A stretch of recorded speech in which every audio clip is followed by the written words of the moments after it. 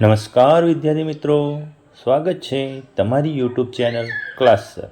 મિત્રો, આજે આપણે આ વિડીયોની અંદર ધોરણ 7 વિષય વિજ્ઞાનની સ્વાધ્યાયન પોથીનું ચાલો યાદ કરીએની વાત કરવાના છીએ. તો મિત્રો, આપણે નવી આવેલ સ્વાધ્યાયન પોથી ખોલો અને ચાલો યાદ કરીએ. ના પ્રશ્નોના સંપૂર્ણ સોલ્યુશનની માહિતી એકત્ર કરીએ. ચાલો,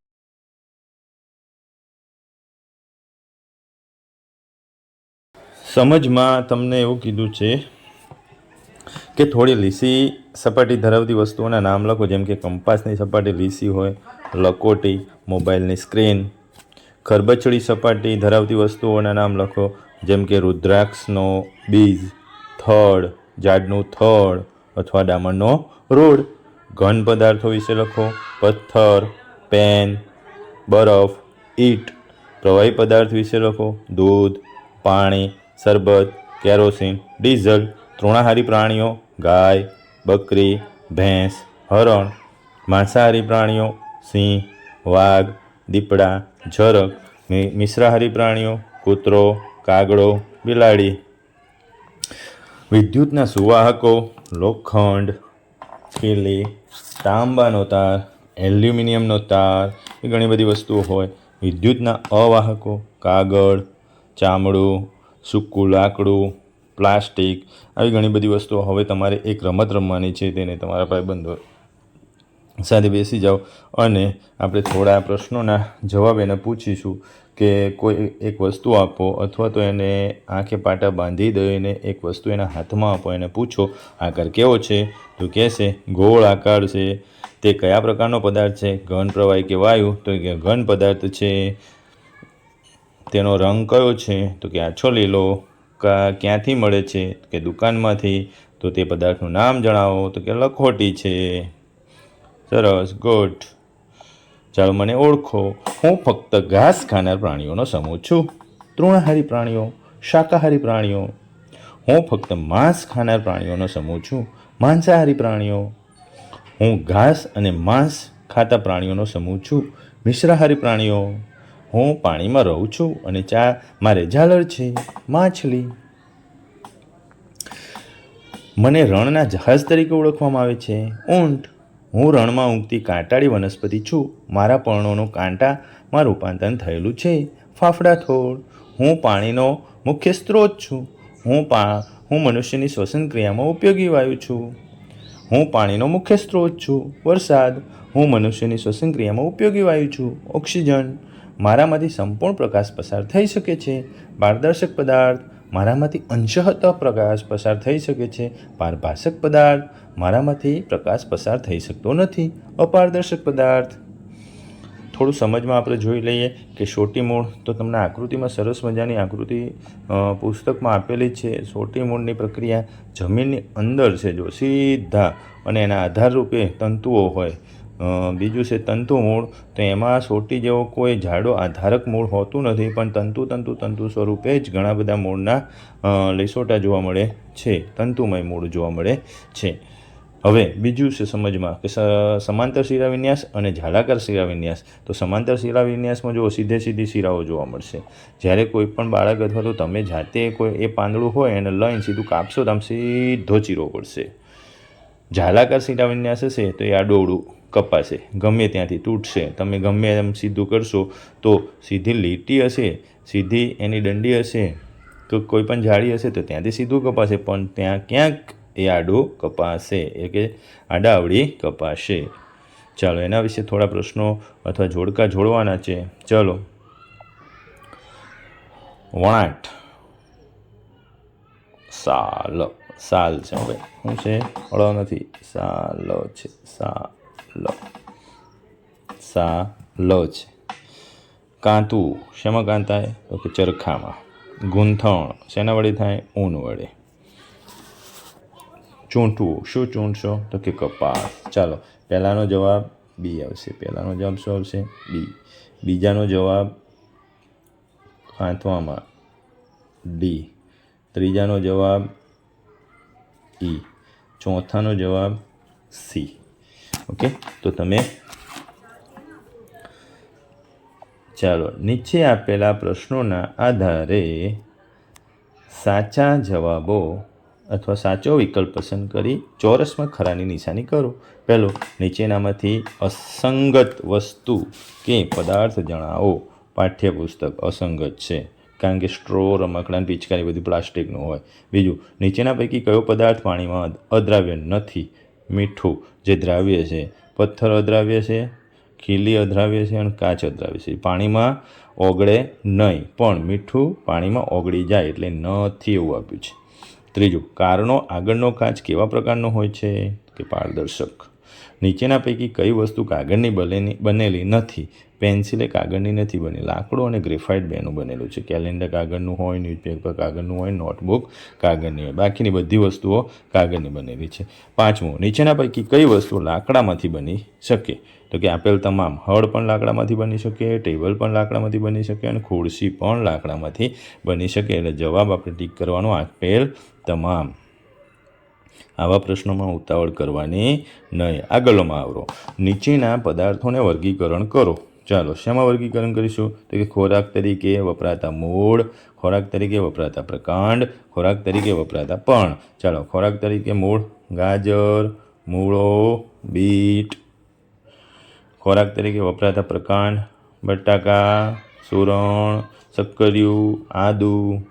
ખોરાક તરીકે વપરાતા પણ, કોબીજ, ડુંગળી, મેથીના પાન, પાલક. પણ ઉપર જેટલા આપેલા છે ને એમાંથી જ લખવાના છે, વધારાના તમારે ઉમેરવાના જરૂર નથી. એટલે મેથીના પાન અને પાલક કાઢી નાખશું. ઓકે, ચાલો વર્ગીકરણ કરો. બીજું, નીચે આપેલા પ્રાણીઓના તેમના ખોરાકના આધારે વર્ગીકરણ કરો. તૃણાહારી પ્રાણીઓ કયા છે? તો ગાય, ભેંસ, હરણ, હાથી અને ઘોડો. ઉપર કયા કયા આપેલા છે? ગાય, ભેંસ, બસ ગાય અને ભેંસ આપેલા છે. બીજા હરણ, હાથી નથી આપેલા. આમાં વાઘ, ચિત્તો અને દીપડો. વાઘ, ચિત્તો અને દીપડો. કૂતરો, બિલાડી અને મનુષ્ય. આમાં હાથી, હરણ આપેલું નથી, ઘોડો પણ આપેલો નથી. તો બે જ આવશે, ગાય અને ભેંસ. તો તમારે શાંતિથી ધ્યાન રાખીને જવાબ લખવાના છે. ઉપર કૌંસમાં જવાબ આપેલા છે, એ જ કૌંસના જવાબમાંથી સિલેક્ટ કરીને. ચાલો, લીસા પદાર્થો, લખોટી, પ્યાલો, પ્લાસ્ટિકની પેન અને લાકડીની પટ્ટી. આ વસ્તુની સપાટી કેવી હોય? લીસી હોય. ખરબચડા પદાર્થો, ઈંટ, ટુવાલ, અનાનસની સપાટી, રુદ્રાક્ષનો મણકો અને ડાબરનો રોડ. આ બધી કેવી સપાટી હોય? ખરબચડી. નીચે આપેલ વનસ્પતિનો છોડ, ક્ષુપ અને વૃક્ષમાં વર્ગીકરણ કરો. છોડ, ક્ષુપ અને વૃક્ષ. છોડ, ક્ષુપ અને વૃક્ષ. આમાં વર્ગીકરણ કરો. તો કે તુલસી, અરડુસી અને ગુલાબ એ છોડ છે.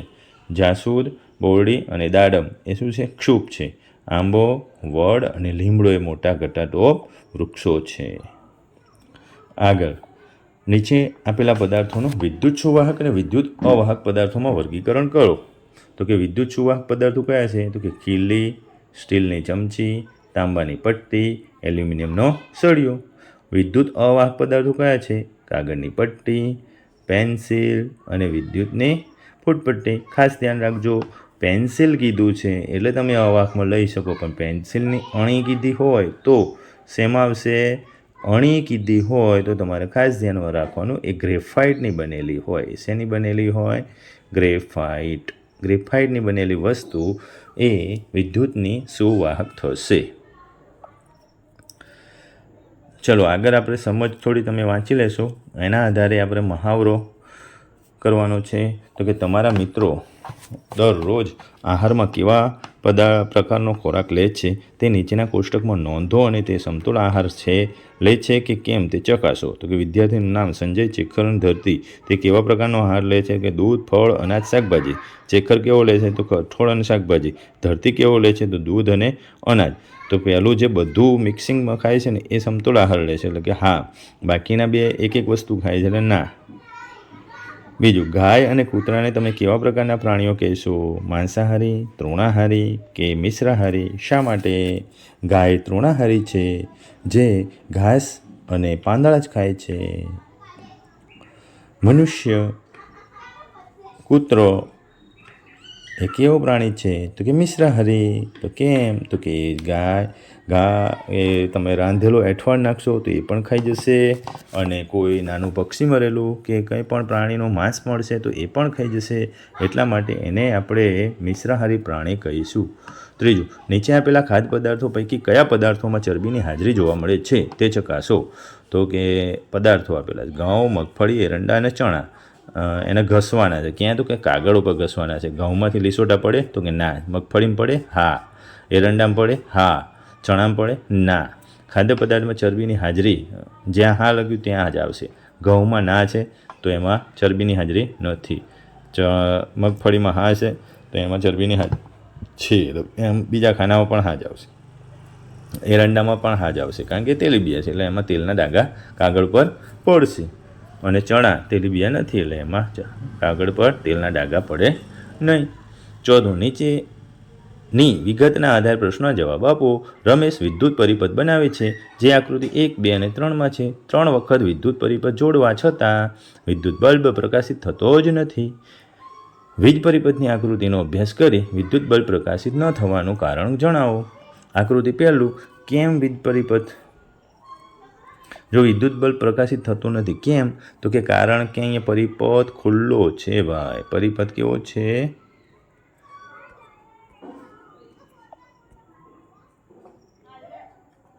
પહેલી આકૃતિ નંબર 1, વિદ્યુત બલ્બ પ્રકાશિત થતો નથી. કેમ? કારણ આપો. તો કે અહીંયા સ્વિચ ખુલ્લો પરિપથ દર્શાવે છે. જો સ્વિચ જોઈન્ટ હોત એટલે કે સ્વિચ ઓન હોત તો પરિપથ જોઈન્ટ કહેવાત. એના કારણે સ્પષ્ટ તમે લખી શકો છો કે ખુલ્લો પરિપથ છે. આકૃતિ નંબર 2માં જુઓ તો કે વિદ્યુત બલ્બ પ્રકાશિત થતો નથી કારણ કે. કેમ? કારણ આપો. તો કે કારણમાં તમે લખી નાખો બેટરીના ધ્રુવો વ્યવસ્થિત જોડાયેલ નથી. જો પ્લસ બે જોડે છે. પ્લસ ક્યારેય જોડે આવશે નહીં. તમારે ખાસ ધ્યાન રાખવાનું. જો અહીંયા પ્લસ લ્યો, જો આ સાઈડ તમે પ્લસ લ્યો તો આ માઇનસ આવશે. હવે આ માઇનસ લીધું તો અહીંયા પ્લસ લેવાનું ને આ માઇનસ લેવાનું. એટલે ખાસ ધ્યાન રાખવાનું. પ્લસ અને માઇનસ બે ધ્રુવ સામસામે હોય તો જ બેટરીનું જોડાણ યોગ્ય ગણાય. આકૃતિ નંબર 3, સ્વિચ બલ્બ બધું જોઈ લો વ્યવસ્થિત. શું થાય છે? બલ્બ પ્રકાશિત થતો નથી કારણ કે બલ્બનો ફિલામેન્ટ જોઈ લો. ફિલામેન્ટ તૂટેલો છે. અહીંયા જુઓ, ખાસ દેખાય તમને ફિલામેન્ટ. આ રીતે ફિલામેન્ટ જોઈન્ટ હોય તો બલ્બનો ફિલામેન્ટ, અહીંયા ફિલામેન્ટ તૂટેલો છે. દેખાય છે તમને? તો કે હા. તો કે બલ્બનો ફિલામેન્ટ તૂટેલો છે એટલે બલ્બ પ્રકાશિત થતો નથી. આગળ, હવે રમેશને તેની ભૂલ સમજાઈ ગઈ. તેણે એવો પરિપથ બનાવ્યો કે તે વિદ્યુત બલ્બ પ્રકાશિત થાય છે. તો રમેશે બનાવેલ પરિપથની આકૃતિ દોરો. તો આ દોરી નાખી. જોઈ લો. રમેશે આકૃતિ દોરીને સરસ મજાની. જો અહીંયા પ્લસ ધ્રુવ છે, અહીંયા માઇનસ ધ્રુવ છે એટલે આ બાજુ આવશે આ. બરાબર? ડટ્ટીવાળો ભાગ જોઈન્ટ છે. આ સ્વિચ ઓન છે અને પ્રકાશિત બલ્બ છે. ફિલામેન્ટ પણ કમ્પ્લીટ છે. ચાલો, ઘઉંમાંથી કાંકરા દૂર કરવામાં આવે છે કારણ કે તે બિનજરૂરી છે, ખાદ્ય પદાર્થ નથી. ઇલેક્ટ્રિશિયન કામ કરતી વખતે રબરના પગરખાં પહેરે છે. કેમ? તો કે રબરના પગરખાં વિદ્યુતના વિરોધી છે, એટલે કે વિદ્યુત અવાહક છે, જેને એને કરંટ લાગતો નથી. ત્રીજું, ભીના હાથે સ્વિચને ન અડકવું જોઈએ કારણ કે તેમ કરવાથી શોક લાગવા કે ચોંટી જવાનો ભય રહે છે. ચોથું, પ્લાસ્ટિકનો ઉપયોગ ઘટાડવો જોઈએ કારણ કે પ્લાસ્ટિકનું વિઘટન થતું નથી. તમે ગમે ત્યાં નાખો તો એમને જ 300-400 વર્ષ સુધી પડ્યા રહે છે એટલે એનું વિઘટન થઈ શકતું નથી. એટલે ખાસ આપણે ધ્યાન રાખવું જોઈએ કે પ્લાસ્ટિકનો ઉપયોગ ઘટાડવો જોઈએ. રોજિંદા જીવનમાં તમારી આસપાસ બનતી વિવિધ પ્રક્રિયાઓ અને ઘટનાઓનો અનુભવ કર્યો હશે. તેના વિશે ક્રમબદ્ધ વર્ણન કરો. દૂધમાંથી દહીં બની જવું. દૂધને ગરમ કરવામાં આવે છે. ગરમ દૂધને થોડી માત્રામાં છાશ ઉમેરવામાં આવે છે. દૂધ અને છાશને ચમચીથી હલાવી વ્યવસ્થિત મિશ્રણ કરવામાં આવે છે. પછી તેને હૂંફાળી જગ્યા પર થોડા કલાકો સુધી સ્થિર રાખવામાં આવે છે. ફરીથી યોગ્ય જોડકા જોડો. તો જોડકા જોડી નાખીએ. ચલો, વીણવામાં શું આવશે? તો કે ચોખામાંથી કાંકરા છે ને આપણે વીણીને અલગ કરશું એટલે કે સી. ઉપણવામાં દાણામાંથી હલકા ફોતરા દૂર કરવા માટે આપણે ઉપણવું પડે. ચાળવાની પ્રક્રિયા રેતીમાંથી કાંકરા દૂર કરવા માટે ચાળવું પડે. ચોથું બાષ્પીભવનની પ્રક્રિયા, તો કે પાણીનું વરાળ સ્વરૂપમાં રૂપાંતર થવાની ક્રિયા. પાંચમું ઘનીભવન, પાણીની વરાળનું પાછું પાણીના સ્વરૂપમાં રૂપાંતરણ થવું, એટલે એને શું કહેવાય? ઘનીભવનની પ્રક્રિયા. ચલો, નીચેના તફાવતો આપો. સોટી મૂળ અને તંતુ મૂળ, જાલાકાર શિલાવિન્યાસ અને સમાંતર શિલાવિન્યાસ. તો ચાલો આપણે બંનેના જવાબો એક એક સરસ મજાની નોટમાં પેનની મદદથી લખી નાખીએ. ચાલો જુઓ જોઈએ. સોટી મૂળ અને તંતુ મૂળ. સોટી મૂળમાં તેમાં મુખ્ય મૂળ હોય છે અને તેનો શાખા અને ઉપશાખા મૂળમાં હોય છે. તંતુ મૂળ, એનો પહેલો મુદ્દો, તેમાં મુખ્ય મૂળ હોતું નથી અને ઘણા તંતુઓ જેવા નાના મૂળ હોય છે. સોટી મૂળનો બીજો મુદ્દો, તે જમીનમાં ખૂબ ઊંડે ઉતરે છે. તંતુ મૂળનો બીજો મુદ્દો, તે જમીનમાં ખૂબ ઊંડા જતા નથી. સોટી મૂળનો ત્રીજો મુદ્દો, દ્વિદળી વનસ્પતિમાં આ પ્રકારના મૂળ હોય છે. તંતુ મૂળનો ત્રીજો મુદ્દો, એકદળી વનસ્પતિમાં તે પ્રકારના મૂળ હોય છે.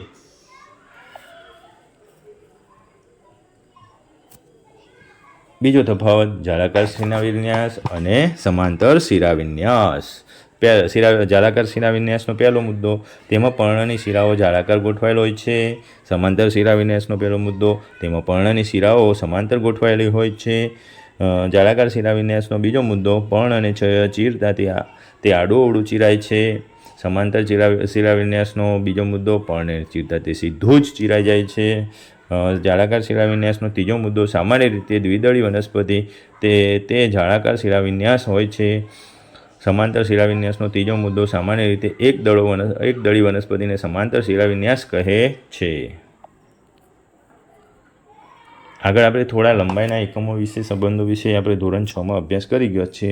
તેના વિશે તમારે ધોરણ 7માં જ્ઞાન લોસ, જે તમારું જે લેસન લોસ થઈ ગયું હોય અથવા તો તમે ભૂલી ગયા હોય ને, એને યાદ કરવા માટે આ બ્રિજ કોર્સ છે. એ બ્રિજ કોર્સમાં પહેલાં તમારે યાદ કરવાનું છે. આ ચાલો યાદ કરીએ કહે છે ને, એ તમારે થોડું યાદ કરી લેવાનું છે. તો ચાલો, લંબાઈનો એસઆઈ એકમ શું છે? તો કે યાદ કરો, મીટર. તમારા ઘરની શાળાનું અંતર કેટલું છે? 500 મીટર. તમારા ગામથી તમારા તાલુકા મથકનું કેટલું દૂર છે? તો કે 3 કિલોમીટર અને 7 કિલોમીટર. તમારા વિજ્ઞાનના પાઠ્યપુસ્તકની લંબાઈ અને પહોળાઈ કેટલી છે? તો કે 27 સેન્ટીમીટર લંબાઈ છે અને પહોળાઈ કેટલી છે? તો કે 26 સેન્ટીમીટર. તમારા વર્ગખંડની લંબાઈ અને પહોળાઈ, તો કે 6 મીટર લંબાઈ છે અને 6 મીટર પહોળાઈ છે. ખાસ તમારે થોડું 27 મીટર લંબાઈ, પાઠ્યપુસ્તકમાં 27 મીટર લંબાઈ છે અને 25 મીટર પહોળાઈ છે. ચાલો, ખાલી જગ્યા પૂરો. 165 સેન્ટીમીટર એટલે 1.65 મીટર. 1095 મીટર એટલે 1.095 કિલોમીટર. 25 mm એટલે 2.5 સેન્ટીમીટર. 2000 m એટલે 2 કિલોમીટર. 200 cm એટલે 2 m. cm એટલે સેન્ટીમીટર અને m એટલે મીટર. હવે સમજવાનું છે કે એક સરસ મજાનો તમને છોડ આપેલો છે, પૃથ્વી પર એક છોડ, એના અલગ અલગ ભાગોનો તમને નામ નિર્દેશન બતાવેલું છે. પર્ણ છે, પુષ્પ છે, મૂળ છે, આ પુષ્પ છે, આ પર્ણ છે, આ મૂળ છે અને આ પ્રકાંડ છે. ઉતાવળ કરવી નહીં મારી જેમ. તમને વનસ્પતિ કેવી રીતે ખોરાક બનાવે અને સમીકરણ દ્વારા સમજાવ્યું છે કે વનસ્પતિ પાણી અને કાર્બન ડાયોક્સાઇડનો ઉપયોગ કરે અને પર્ણમાં રહેલા ક્લોરોફિલની મદદથી ખોરાક બનાવે છે. એક આકૃતિ આપેલી છે. એ આકૃતિ મહાવરા સ્વરૂપે જુઓ અને તમારે એના એક દલપત્ર, પુંકેસર, સ્ત્રીકેસર, વજ્રપત્ર, બીજાશય અને અંડકોશિકા. બીજી એક આકૃતિ આપેલી છે. એમાં ઉપરનો ભાગ છે પરાગાસન, પરાગવાહિની, બીજાશય અને અંડકો. ખાસ નોટમાં સારા અક્ષરે દોરો અને સારા અક્ષરે એના નામકરણ કરો. સરસ મજાની આકૃતિ છે. 2 જ નામ છે ઉપર ટોપી પર, જે કહેવાય ને શીર્ષ ઉપર, તો કે પરાગાશય, અને નીચે તંતુ. નીચે શું આપેલું છે? તંતુ સ્વરૂપે. જળચક્રનો સરસ મજાનો ફ્લોર ચાર્ટ બતાવેલો હશે, એ તમારે સમજવાનું છે.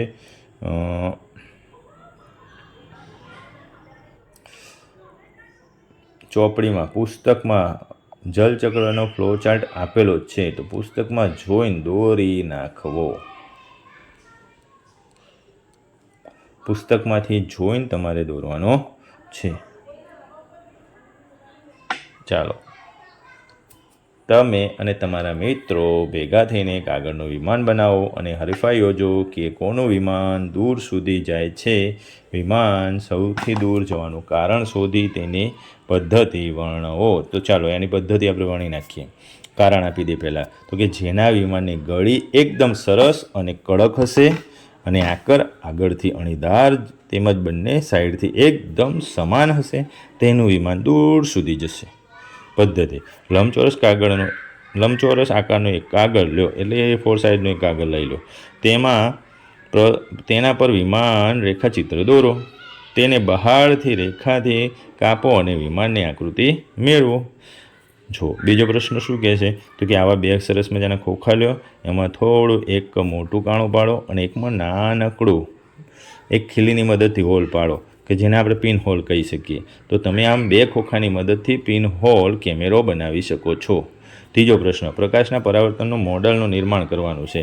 તો કે એક અરીસો લઈ લેવાનો છે, એક કાંસકાનો દાંતિયો લઈ લેવાનો છે, ટોર્ચ લેવાની છે. એ ટોર્ચને બંનેને આમ ક્રોસમાં ગોઠવીને એના ઉપર ટોર્ચ મારવાની છે. તો તમે એક સરસ મજાનું પરાવર્તન મોડલ તૈયાર કરી શકો છો. પેરિસ્કોપ બનાવવાનું છે. પેરિસ્કોપમાં શું, ખાસ આ જે અરીસા છે ને, અપારદર્શક અરીસા 2, એ 45ના ખૂણે ગોઠવવાના. કેટલા ખૂણે ગોઠવવાના? 45 અંશના ખૂણે ગોઠવવાના. ખાસ ધ્યાન રાખો, આ 45 અંશના ખૂણે તમે 3 અલગ અલગ ખોખા લેશો, નાના નાના લંબચોરસ ખોખા લેશો, અથવા પૂંઠાની મદદથી એવો આકાર, ઝેડ આકારનો આકાર પસંદ કરો અને ઝેડ આકારનો આકાર નક્કી કરીને તમે 2 અરીસા અંદર ગોઠવીને તમે પેરિસ્કોપનો મોડલ તૈયાર કરી શકો છો.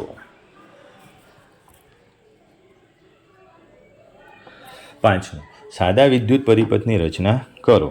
તો આપણે એક બેટરીની મદદથી વાયર અને બલ્બ જોડીને સાદો વિદ્યુત પરિપથ બનાવી શકીએ છીએ.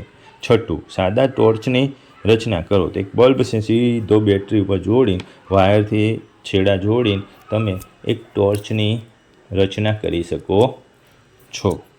7, સ્વિચ સાથે વિદ્યુત પરિપથની રચના કરો. તો સ્વિચ સાથે વિદ્યુત પરિપથ, એક સેફ્ટી પિન લઈ લો, 2 પુશ પિન લઈ લો, 2 પુશ પિન લઈ લો, 2 ટુકડા વાયર લઈ લો અને એક બેટરી લઈ લો. આ વાયર છે, આ બલ્બ છે, આ સેફ્ટી પિન છે, આ પણ વાયર છે, આ પુશ પિન છે. તો ખાસ તમારે ધ્યાનથી થોડું દોરવાનું સમજવાનું છે. નમૂના તમારે જાતે બનાવવાના છે. ચાલો મહાવરો કરી નાખીએ. ચલો મહાવરો: નીચે આપેલા વિકલ્પો પૈકી યોગ્ય વિકલ્પ પસંદ કરો. પહેલું, તમે તમારા રોજિંદા જીવનમાં કેવા પ્રકારનો આહાર લેશો? તો તમામ પોષક તત્વો ધરાવતો સમતોલ આહાર. કેવો આહાર લઈશું? તો કે તમામ પોષક દ્રવ્યો ધરાવતો સમતોલ આહાર લેવો. બીજું, માટલામાં ભરેલું પાણી પીવાલાયક છે કે નહીં તે તમે કેવી રીતે કહી શકશો? તો માટલું, તેની આસપાસની જગ્યા અને તેમાં ભરેલ પાણી સ્વચ્છ હોય છે. માટલું, તેની આસપાસની જગ્યા અને તેમાં ભરેલ પાણી ચકાસીને.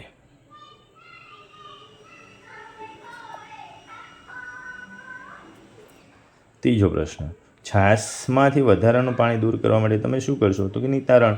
થોડી વાર છાશને સ્થિર રાખી વધારાના પાણીને છાશમાં નિતારી લઈશું. જે પાણી ઉપર રહી જાય એટલે ધીમે કરીને ગ્લાસને આડો કરો એટલે પાણી નીતરી જશે. ચોથું, લોખંડનો ભૂકો અને લાકડાનો વહેર એકબીજા સાથે ભળી ગયા છે. હવે તમે આ મિશ્રણને લોખંડના ભૂકામાં કેવી રીતે? તો કે ચુંબક ફેરવી નાખશું. એ ભૂકામાં શું કરીશું? આ મોટો ભૂકો હોય ને આમાં લોખંડનો ભૂકો ભળી ગયો હોય તો ચુંબક લઈ આવવાનું. શું લઈ આવવાનું? ચુંબક લઈ આવવાનું અને એ ચુંબકને આ ભૂકાની અંદર ઘસી નાખો એટલે લોખંડનો બધોય ભૂકો એની ઉપર ચોંટી જશે. 5મો પ્રશ્ન, ગ્રહણ સમયે સૂર્ય સામે નરી આંખે કેમ ન જવું જોઈએ? તો કે આંખોને નુકસાન થાય છે. જો કે આ ખોટી વાયકાઓ છે. યાદ રાખો. ચાલો યાદ રાખી લઈએ આપણે કે 20મી માર્ચ છે ને વિશ્વ ચકલી દિવસ ઉજવીએ છીએ. 21મી માર્ચ વિશ્વ વન દિવસ ઉજવીએ છીએ. 22મી માર્ચ વિશ્વ પાણી દિવસ ઉજવીએ છીએ. 22મી એપ્રિલ વિશ્વ પૃથ્વી દિવસ ઉજવીએ છીએ. 16મી જૂન વિશ્વ પર્યાવરણ દિવસ ઉજવીએ છીએ. 16મી સપ્ટેમ્બર વિશ્વ ઓઝોન દિવસ ઉજવીએ છીએ. મહાવરો કરીએ આગળ. તો નીચે આપેલા વિકલ્પો પૈકી યોગ્ય વિકલ્પ પસંદ કરો. ચાલો. તમારું ઘર કે શાળામાં બાગ બગીચામાં પાણીનો વ્યય થતો અટકાવવા તમે શું કરશો? તો કે બાગ બગીચામાં યોગ્ય રીતે ટપક સિંચાઈ અને ફુવારા પદ્ધતિનો ઉપયોગ કરીશું. બીજું, તમે રોજિંદા જીવનમાં પાણીનો બચાવ કેવી રીતે કરશો? તો કે શાળામાં પરબમાં વપરાયેલું પાણી બાગ બગીચામાં વાપરવું. ત્રીજો પ્રશ્ન, તમારી શાળામાં કચરાના નિકાલ સંદર્ભે તમે કેવા પ્રકારનો પ્રયત્ન કરશો? તો કે દરેક વર્ગખંડમાંથી સંગ્રહ કરાયેલા કચરાને વૈજ્ઞાનિક દૃષ્ટિકોણથી યોગ્ય નિકાલ કરીએ છીએ. નીચેના પ્રશ્નોના જવાબ આપવાના છે. તો ચલો આપણે બધા પ્રશ્નોના એકના જવાબ થોડા જોઈ લઈએ. તો કે નીચે આપેલા પ્રશ્નોના જવાબ આપો. 1. તમારી આસપાસ પાણીનો વ્યય ક્યાં થાય છે? તેની નોંધ કરીને તે અટકાવવા તમે કેવા પ્રકારના પ્રયત્નો કરશો? ઉત્તર, મારી આસપાસ પાણીનો વ્યય કપડાં ધોવા, ગાડીઓ ધોવા, ધોરિયા પિયત પદ્ધતિમાં, ટપકતા નળમાં, સતત બાળકો દ્વારા ચાલુ રાખવામાં આવતા નળથી પાણીનો ખૂબ જ મોટી માત્રામાં વ્યય થાય છે. તો કપડાં ધોવા વપરાયેલ પાણીને આપણે ગાડી ધોવા માટે ફરીથી ઉપયોગ કરી શકીએ. ધોરિયા પિયત પદ્ધતિને બદલે ફુવારા કે ટપક પદ્ધતિ અપનાવી શકીએ. ટપકતા નળ રિપેર કરીને તેને બંધ કરીને અથવા તો નવા નળ લગાવીને પાણીનો બગાડ અટકાવી શકીએ. સતત નળ ચાલુ રાખતા હોય એવા બાળકોને ટોકશું કે બેટાઓ તમે નળને ચાલુ રાખશો નહીં. બીજું, તમારી શાળા કે ઘરમાં પાણીનો પુનઃ ઉપયોગ ક્યાં અને કેવી રીતે કરવામાં આવે છે તેની નોંધ કરો. તો કે અમારી શાળામાં કે ઘરમાં વાસણ સાફ કરેલ પાણીનો ફરીથી ઉપયોગ બાગ બગીચામાં છોડને પાણી પાઈને કરવામાં આવે છે. ઘરે કપડાં ધોયેલ પાણીને પાર્કિંગ સાફ કરવા અને બાથરૂમ સાફ કરવામાં પુનઃ ઉપયોગ કરવો જોઈએ. ત્રીજો પ્રશ્ન, તમારા ઘરે ઉત્પન્ન થયેલા ભીના કચરા અને સૂકા કચરાનું વ્યવસ્થાપન તમે કઈ રીતે કરશો? ઉત્તર, અમારા ઘરે ભીના કચરા અને સૂકા કચરા માટે અલગ અલગ વ્યવસ્થા છે. ભીના કચરા માટે લીલા કલરની કચરાપેટી અને સૂકા કચરા માટે વાદળી કલરની કચરાપેટી રાખીએ છીએ. ભીના કચરાવાળી કચરાનો નિકાલ કરવા સોસાયટીના ભીના કચરાના ખાડામાં નાખીને તેના પર ધૂળ નાખીએ છીએ, જે લાંબો સમયગાળા દરમિયાન ખાતરમાં ફેરવાય છે, જેને વેચીને તેમાંથી પણ આવક કરીએ છીએ અને તે બગીચાના સમારકામમાં ઉપયોગ કરીએ છીએ. ચોથો, ઈંધણનો બચાવ કરવા માટે તમે કયા પ્રકારના વાહનોનો ઉપયોગ કરશો? ઈંધણનો બચાવ કરવા અમે ખાનગી વાહનના બદલે જાહેર પરિવહન જેમ કે બસ, ટ્રેનનો ઉપયોગ કરીશું. જો નજીકમાં જવાનું થાય તો અમે સાયકલ લઈને જઈશું અથવા તો ચાલીને જઈશું, અને જો અમારે વાહન લાવવાનું થાય તો ઇલેક્ટ્રિક કે સીએનજી વાહન લાવશું, જેનો ઉપયોગ કરીશું. પ્રશ્ન નંબર 5, જંગલો બચાવવા માટે આપણે શું શું કરી શકીએ? તો કે જંગલો બચાવવા માટે આપણે વૃક્ષો નહીં કાપીએ. જંગલો બચાવવા આપણે લાકડાથી ચાલતા ચૂલા પર રસોઈ નહીં કરવાની. જ્યાં ત્યાં વધારાનું બિનજરૂરી બાંધકામ બનાવવાનું ટાળીશું. જંગલોના બચાવ માટે નવા વૃક્ષો વાવીશું અને જંગલો બચાવો જનજાગૃતિ અભિયાન ચલાવીશું. શાળામાં બાળકો વચ્ચે જંગલ બચાવો જીવન બચાવો જેવી પ્રવૃત્તિ કરીશું.